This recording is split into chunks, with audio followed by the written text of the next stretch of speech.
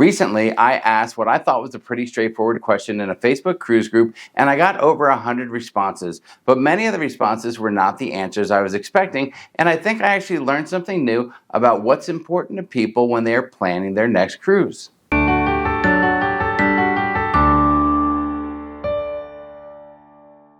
Hi everyone, I'm Jamie from Sharon Travel. Thanks for joining me for today's video. You know, when you're trying to create cruise-oriented content here on YouTube, there are a lot of resources you can use. You can refer back to your own experiences. You can research cruise news and cruise-related articles from different sources and share that information in a fun and unique way. You can take an old topic and try to put a new spin on it. You can try to find something totally new to talk about, which is usually pretty difficult. Or you can ask questions of other cruisers and then compile that information together to share with the cruising community.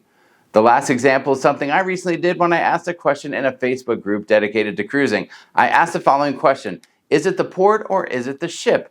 Which one plays a bigger part when you choose your cruise and why? Well, what I was trying to ask was, do you book your cruise based on the cruise ports you'll visit, or do you book it based on the cruise ship? That's really what I was trying to get at. But looking at the responses, I guess I really didn't frame that question in a way that was totally clear. Now, many of the comments offered answers that I was expecting. You know, they either said they book their cruises based on the destinations. You know, they like to go to different places they haven't been before when they cruise. And of course, a number of people said that they base cruising decisions on what cruise ship they would sail on because they want to experience the different cruise ships that are out there and the different cruise lines. But what really surprised me was how many people base their cruise decision on where the ship will sail from. You know, the embarkation port. Many people felt that was what I was asking about. My initial reaction was, how did these folks not interpret what I was saying? But after reading the responses and thinking about it, I started to realize how much sense it makes to base your cruising decision on the embarkation port. And I realized that it was my question that wasn't worded right that was throwing people off with the answers I was looking for.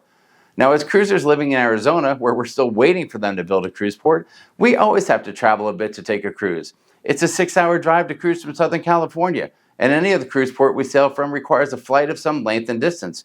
2.5 hours to the Pacific Northwest, 2.5 hours to Texas, 4 to 5 hours to the East Coast. I mean, for us, traveling to the embarkation cruise port has always been an automatic with every cruise we take.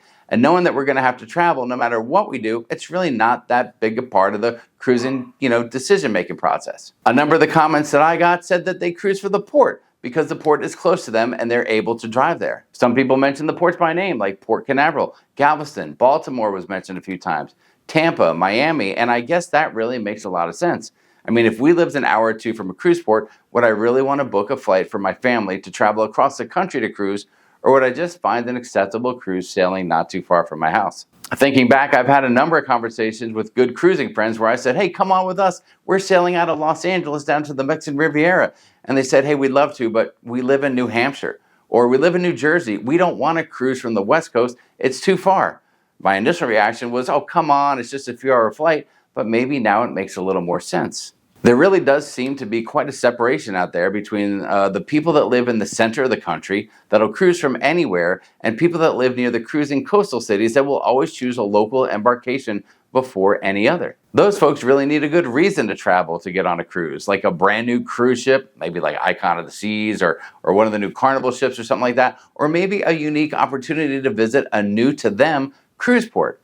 The more I look at it, the more I wonder if the cruisers that only cruise from cruise ports close to them are missing out. Are there destinations they'll never get to because they only cruise locally? Or maybe the only thing they're missing out on is the cost and stress associated with flying these days. Now, originally I was going to make this video about whether people cruise for the ports, the destinations, or the cruise ship itself. But it ended up being more about me learning something new and sharing it with you guys. And that is just how many people out there base their cruise decisions on which cruise is sailing out of their local cruise port versus traveling to another embarkation city. So I guess things didn't really go exactly as I had planned for this particular cruise-oriented video today. And it looks like I'll have to start all over with a new question. So let's start right now. What about you?